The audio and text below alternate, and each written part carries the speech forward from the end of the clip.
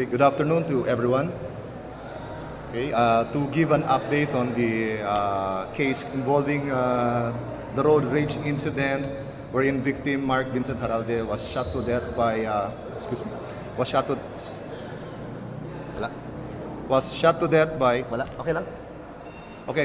death by suspect Vhon Martin Tanto. Okay, I'm sure most of you are aware that at around 11:40 a.m. today, the suspect Vhon Martin Tanto was arrested at Barangay Bangad, Milagros, Masbate.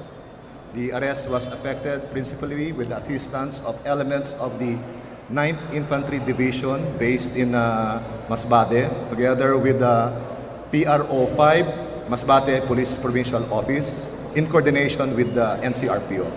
So the suspect is presently being brought to Region 5 headquarters in Legazpi, Albay, and from there he will be transported here directly to the Manila Police Headquarters. So we're waiting for the details regarding the transport. We're hoping that there will be available flights that will be coming out of Legazpi, and he can be brought here in the soonest possible time. Also, today we'll be finalizing the statements and the complaint affidavit of the relatives of the late Mark Vincent Haralde. So we are in contact with the Public Attorney's Office by Chief Attorney Persida Acosta, who is assisting the relatives of the late Mark Vincent Haralde. So we will finalize his statements, and with that, after the forensic examination of the recovered vehicle, the statements of the eyewitnesses during the incident, we will be submitting a case for inquest as soon as the suspect arrives. So he'll be subjected to inquest proceedings before the Manila City Prosecutor's Office for violation of the revised penal code, murder, and prostrated murder. So yun po ang latest po natin as of now. Yes, sir.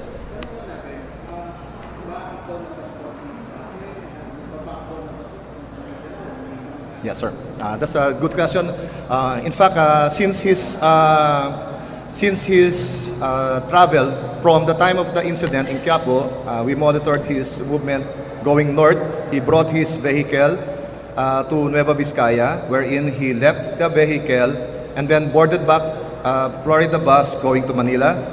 And from there, there were sightings and information that he was seen yesterday afternoon in Cavite and Batangas. Apparently, he is traveling by means of public transportation, and it appears that he is heading towards southern part of the Philippines by land. So, as the information given by informants on the ground showed that he was sighted in Masbate province, and based also on the media accounts, and the informant was able to recognize the suspect as the one involved in the shooting incident, and he immediately notified law enforcement authorities, the army, and the police elements in Masbate. Apparently, I have not spoken to the suspect himself, but there was, I think, an indication that he intends to go to the southern part of the Philippines by land. So, avoiding the major terminals, seaports, and other means of transportation. Actually, since early this morning, meron na kaming team na nagpa-pursue sa kanya in Batangas and Cavite. In fact, they were on their way to Masbate when the call came in that he was already sighted and placed under arrest. But we will also escort him. Part of the team that will escort the suspect will be from the MPD. Well, if we can find a available flight, he can be brought in early tonight. Or if not, we have to travel him by land, so expect him to be arriving here at the MPD headquarters by around 9 or 10 in the morning tomorrow. Sir, yes, sir. I know it's not a joking matter, pero reservist No. This is to the best interest that we bring him here alive. Yes, sir, that's very true. Well, in the interest of justice, both to the victims and to the suspect himself, who is of course presumed innocent until proven guilty, we assure you that no harm will come to him. You have my personal guarantee on that. Sir, yung informant be the one receiving Yes, in fact, we're hoping that he will also be able to transport or to ride with the convoy escorting the suspect here also. And that we can process him and get his sworn statement, and from there we'll know the true story of the arrest on the information leading to the arrest of the suspect. Sir, yung mga relatives ko na kumukulong kay Tanto, may positive ba na kasunod? That's also presently being investigated now. So far, all indications show that they are very cooperative. In fact, they surrendered the vehicle which was used in the shooting incident as shown on the video. So they are under investigation. We'll see and determine if they will be held liable for any violation of the existing laws regarding that matter. Sa reports namin, wala. He was traveling at that time by himself. So we still have to verify if meron po. Yung misis niya, yung nandito sa Quiapo po, nakausap po namin, and according to her, she has not spoken with her husband since after the shooting. They tried calling his cell phone number, it's already off, and we'll try to determine if there are other ways of communication between the suspect and his wife, and if it appears that the wife is not revealing or not cooperating with the authorities, then we'll be able to file charges against her for obstruction of justice also. Saan? Saan? Sa Masbate. No, wala naman pong report na ganun po. He was himself apprehended. Yes, ma'am. Yung Mrs. Yung sinasabi mo yung si Mrs. Merly, wala naman. Ano po, Allen? For harboring and concealing a fugitive, and also providing assistance to a known criminal felon who is on the run. So that's a possible case that may be filed against any person who would have assisted in the escape and to evade the justice for the suspect. Sir, curious lang, sakaling ito may kaso na tayo, iba na lang ang pamilya, paano yung sakaling nangyari na yung siyempre ang last yung maaari ko dito, itong kasyon, paano yung natin ito, magkano yung Well, anyway, the case against him, murder with frustrated murder, is a non-bailable offense. Of course, we will let the prosecution do their part to present evidence that will convict him. It will be entirely dependent on the family of the victims if they are going to settle amicably with this suspect. But for the part of the law enforcement agencies, we will want to see him behind bars and then convicted and serve the penalty for the crime he has committed. Allen? Of course, the families as personal complainants, the family, the relatives of the late Mark Vincent Haralde, and also the victim who survived the shooting, Rosel Bondo, who is now recuperating, thankfully, at Mary Child's Hospital. But you can be, sir. Yes, we are the ones who will be, as the investigation officers, will stand also as nominal complainant in the case. If you ever serve a possibility of amicable settlement with the family, Yes. there's still a possibility that the case will be pursued again. Yes, even, MPD will also. yes, ma'am, even if they settle with the family, the MPD representing the people of the Philippines will pursue the case. Yes, po. Hindi po sa Philippine Army. The reward will be given to the civilian informant that gave material information leading to the arrest. Hindi po. Yes, sir. So, we'll expect to see the suspect by tomorrow, or if there's a flight available tonight, sana tonight.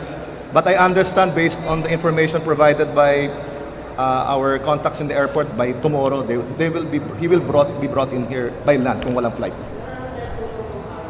The Army provided us with personnel who showed us the way to the area where he was arrested, and in fact they were able to secure the area, considering that it's in Milagros, Masbate, of course an insurgency area, assisted by the Masbate PNP. They were able to effect the arrest of the suspect.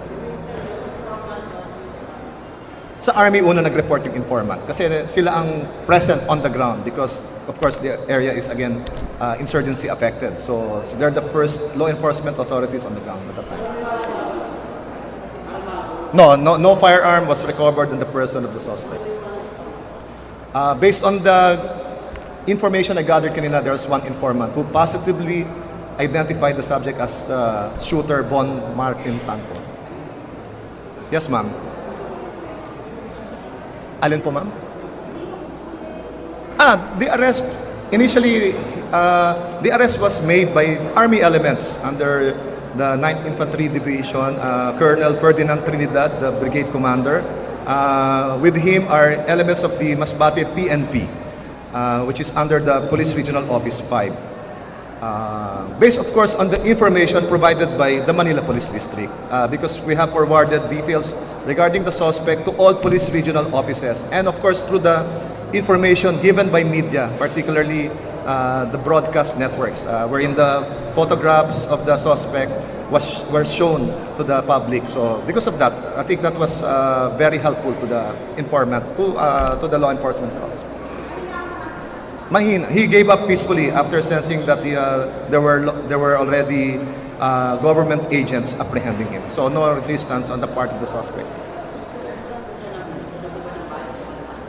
Along the vicinity, I understand he was outdoors at Barangay Bangad, Milagros, Masbate at the time. Barangay Bangad, B-A-N, Milagros, Masbate. Bangad, B-A-N-G-A-D, Bangad.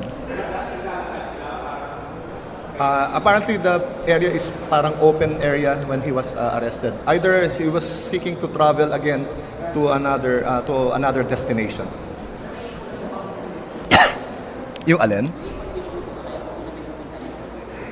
Wala pa as of now. I'm still waiting for the information and report of the Masbate PNP and the conduct of the tactical investigation report on that part.